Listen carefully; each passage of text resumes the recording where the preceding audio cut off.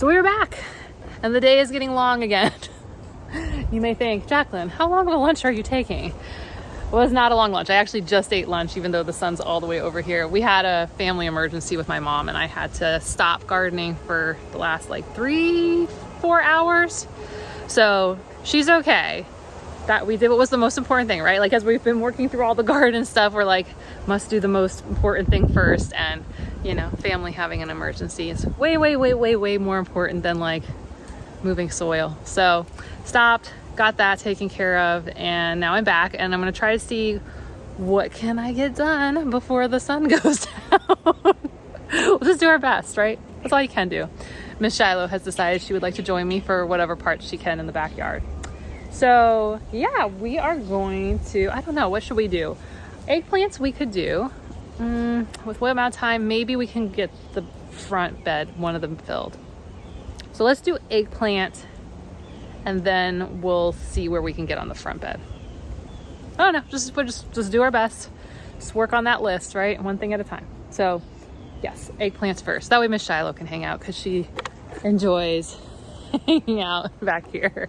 It's her favorite. Also finding bark that she can throw in the air. That's her second favorite. So we have 16 eggplants. So my thought was to take 4 of them and put them back here just because we know we have all those sun issues up front. But I don't remember which Freda gave me. These are all Freda eggplants. So if you're thinking, wow, those look beautiful, they're amazing. This one's already flowering down here. All Freda. But I have to go back through and figure out what's what. And then we'll pick 4 for right here. And then the other 12 will go in the front setter bed. And then in here, we'll do 12 peppers in the middle. So I'm just gonna do the 4 corners as eggplants. So I will tell you what varieties. We're gonna find out what Freda gave us because I've already forgotten because there's so many different ones. So unidentified eggplant. I kind of want to just put the biggest ones in. That's really what I want to do. So maybe do a couple ping tangs, a couple white caspers, because I think those are the biggest ones, and get them settled. And then all these little ones we will put up front. Okay, so we've got our 2 white caspers. So I'm putting the bigger one to the north, just so it doesn't get shaded out here. And then what we'll do is put the smaller one to the south.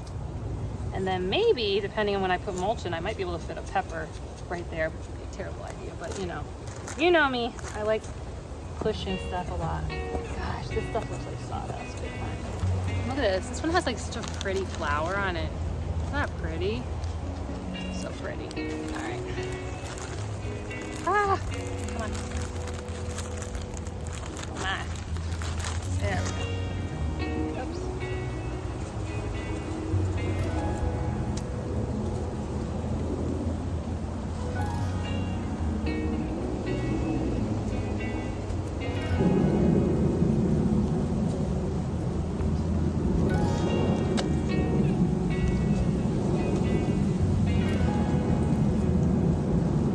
Have you guys ever had ping tang or white casper? Do you like them? Freda was definitely like, these are the types. She's like, don't do Black Beauty, doesn't work well. So I would love to hear, have you done well with Black Beauty, or you like Freda, like don't do it, and then it's in these ping tang, white caspers, long whites, and unnamed eggplant. Because I'm always looking for the good varieties, right? Like, because we know things like tomatoes, like Everglades tomatoes, slam dunk. So I'm interested in like, what are the other easy varieties? What are the good varieties that are easy? Not just good, they have to be easy too. Okay, let's put those other 2 in.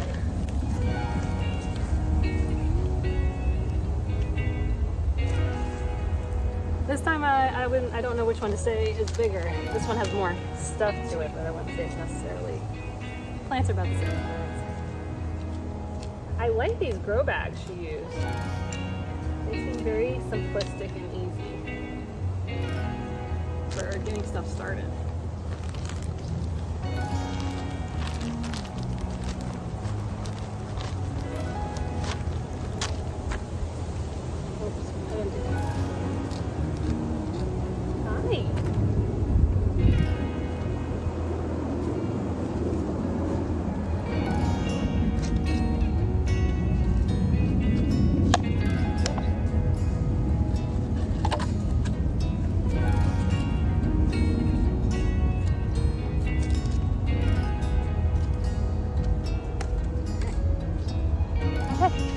check. No, we can't check it off the list because I have not planted all of the eggplants. What do they smell like? Do they smell good? But we can at least, we've got the bed checked off. So now we've got some time. So we're gonna go fill up the bed that's gonna get the cabbages in it. So that's gonna be our focus next. You can't come up with me because that's up front. Can you tell the day is getting long? Actually, I knew it's been long because I went and checked on that chrysalis, or the caterpillar that was becoming a chrysalis, and it's chrysalis. Doesn't take them long. And I saw a ton of monarchs today. I don't know how much you guys would be able to see monarchs throughout the day, but I saw a ton. There was one point I saw 3 kind of chasing each other. A ton of Gulf fritillaries, zebra longwings, cloudless sulfurs. Oh, and when I was driving back from dealing with the family emergency, I think I saw a southern white butterfly, which was making me go like, ooh. And if you don't know, southern white butterflies, like many, many white butterflies, are the mommies and daddies of the caterpillars that we like to call cabbage moths. So it could mean that we will be seeing little caterpillars on cabbages and brassicas in the near future. It could have been a very light, what is it? Cloudless sulfur. Sometimes those can kind of seem white. Not a lot, but it can at times. But I saw that and I went, ooh, ooh. Hope not. There's definitely a huge uptick in butterfly activity right now. Ah. Oh, stuck. So when it comes to filling like raised beds that are that high, I have found it way easier just to do buckets than trying to put it in a cart and then cart the, yeah, you know.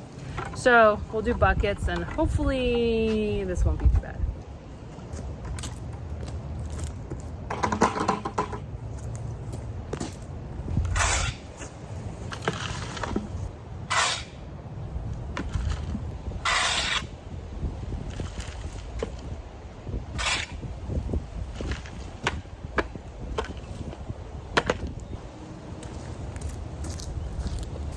Can you guys believe how much this thing has dropped? This is half empty.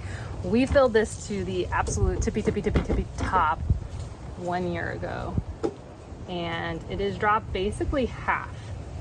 And this is about 2 feet tall, so it's basically dropped about a foot. Just from rain, washout.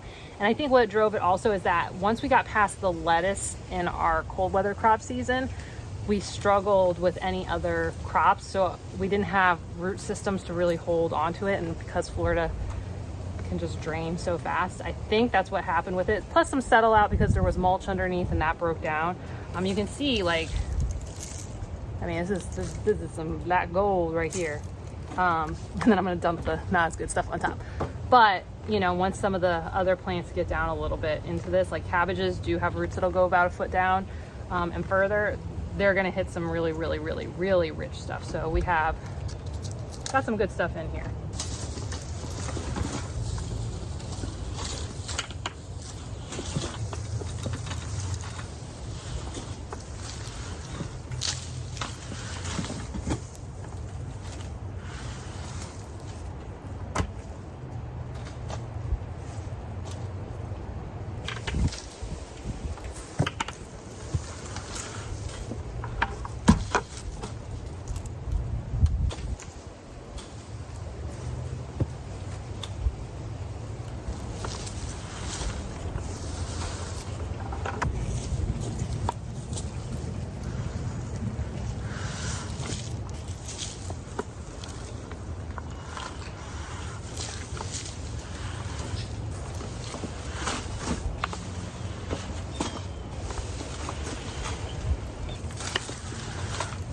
Last bucket. Ugh. I want to make sure this is still just pretty much to the tippy top. I know once some water gets added, even though this has been hit by water and rain, it might go down a little bit. We'll see if I'm better at maintaining it. But you know, when I was looking, this one has dropped almost as much. It's just not as obvious. I mean, it's probably 6 to 9 inches, but it did a little bit better because it always had something growing in it. So we'll see. Hopefully, because we're going to be better gardeners this year, we'll see if we don't drop quite as much. So, okay. So next, let's go grab our cabbages and stick them in here. And then depending on how much spacing we have, we'll evaluate if we want to sneak those, I think, what was it, like 12 or 20 onions in here too. So let's go grab them, guys. So I got my cabbages. So we have 3 golden acres and then 3 unidentified cabbages. I know they're different because this one has like a purplish tone to it, which none of the others have. So it'll be a surprise. Or Freda will let us know once, she may know once I start planting them. She might be like, oh, that's this. So we'll look forward to Freda letting me know what she gave me. Because you know what? This wouldn't have all been possible without Freda. She did such an amazing job growing plants this year that she had the problem of too many plants. So I do really appreciate it. I just want to say thank you again, because I feel like she's the hero right now of my spring vegetable garden. Okay, so let's figure out a game plan for these 6. So because these are brassicas, we're going to want to put them about 6 feet apart. No, 3 feet apart.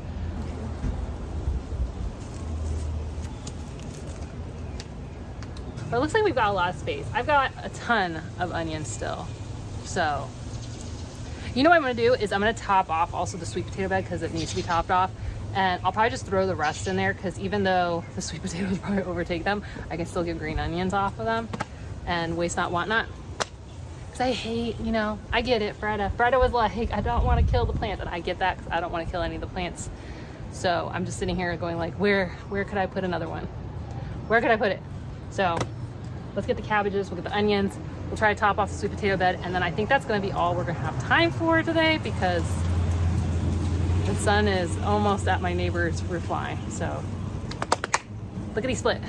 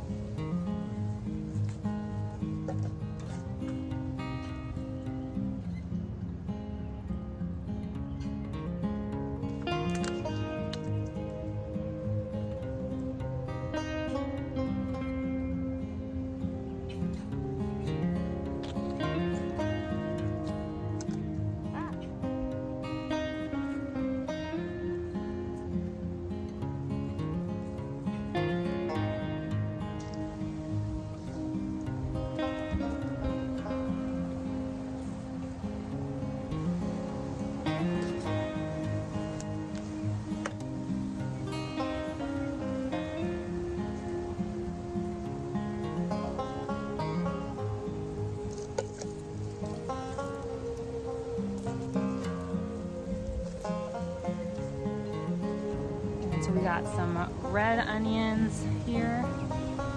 Many have gone bad, and that's okay because we don't really have space. Yeah, all of these I'm just gonna bury them. Compost in place.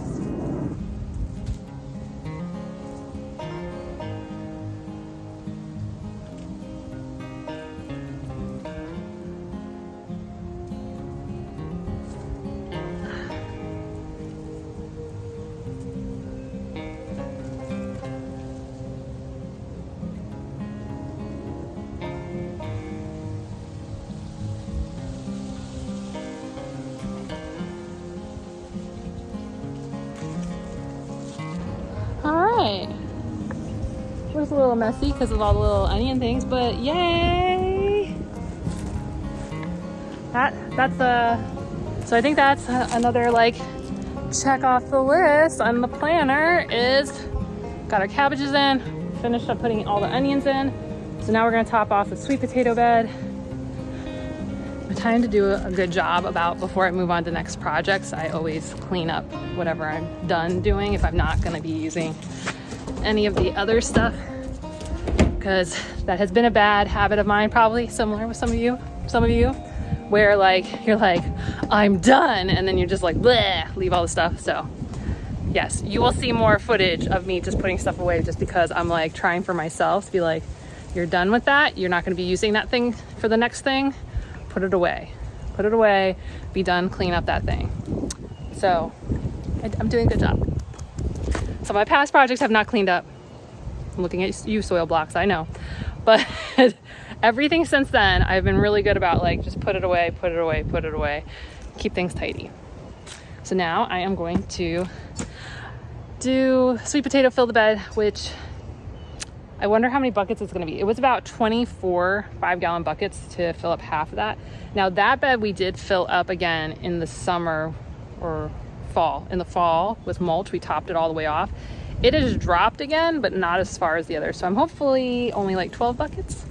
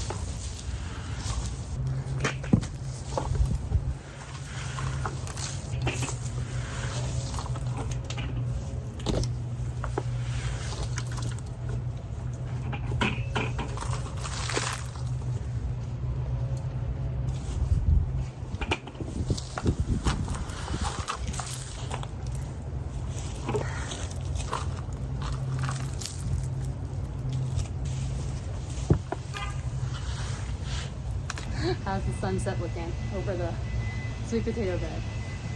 Okay, so let's go clean this up. And maybe we can get one more thing done on our checklist. Maybe.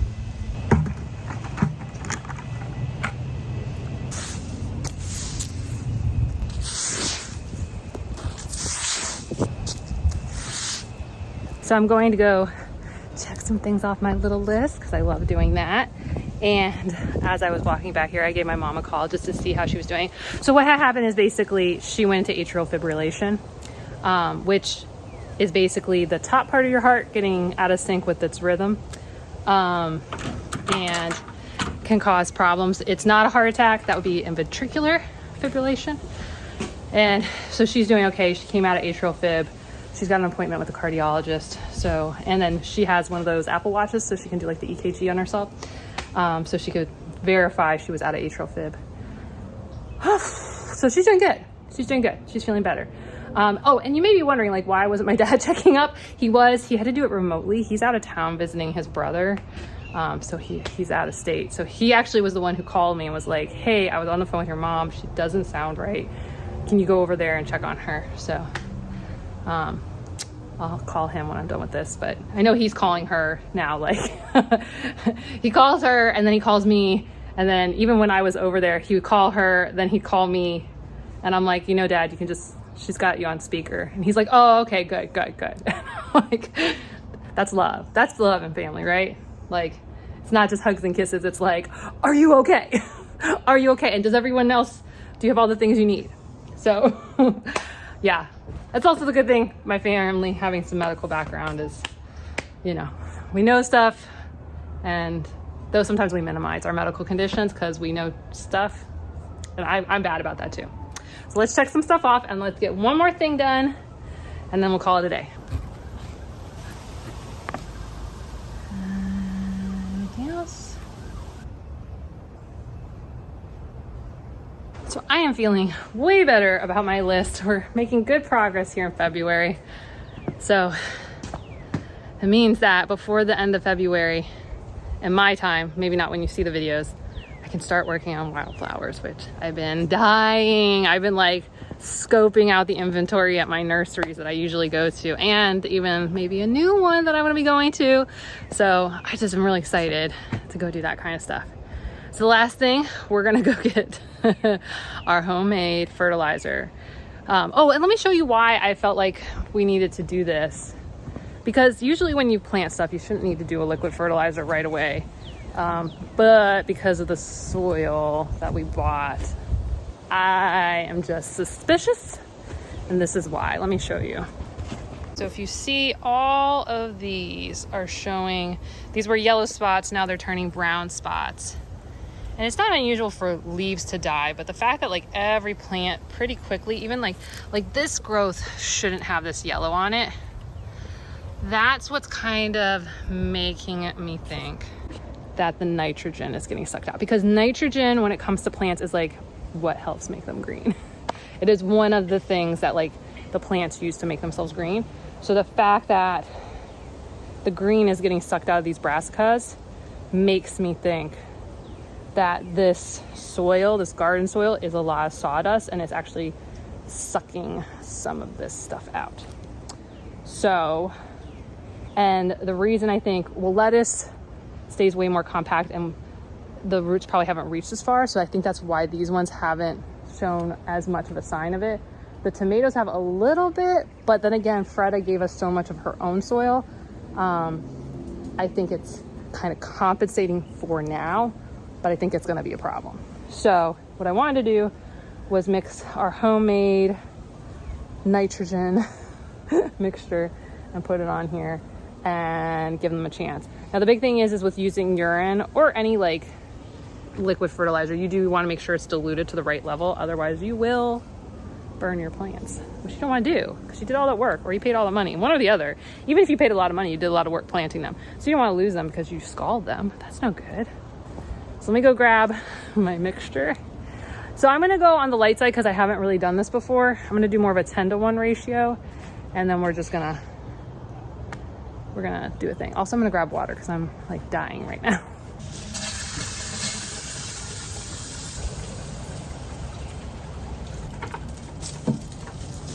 Oh my. Okay, so I have a watering can. So the big thing is we don't want to pour it on any of the leaves. I really just want to get it around the base. So I'm going to use this to, yes, I know I'm touching a pee-pee handle, but if you have small kids, you accidentally touch lots of bodily fluids. So you get it. It's not as big of a deal. I think I got this idea originally from David the Good. I feel like I saw him do this years ago, or maybe one of y'all told me it. I don't remember. But it's people helping people. That's really the biggest. Ah, no, not. I literally said, don't get on the leaves, and then I accidentally put it on.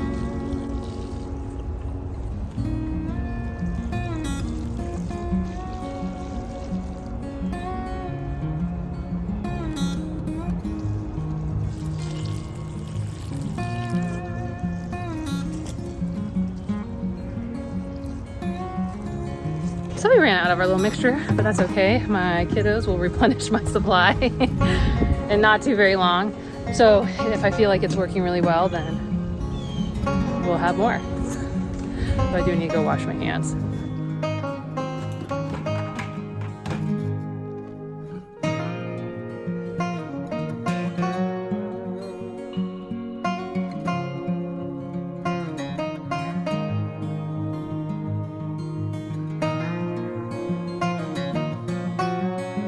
Well, in spite of some unexpected family emergencies, we've gotten everything done that I had planned for the day. It took a lot longer, but that's okay because we were there for our family. And then secondly, we checked a lot of stuff off the list. Hi, Teddy. Okay, bye, Teddy. Oh, puppies. Oh, happy puppy.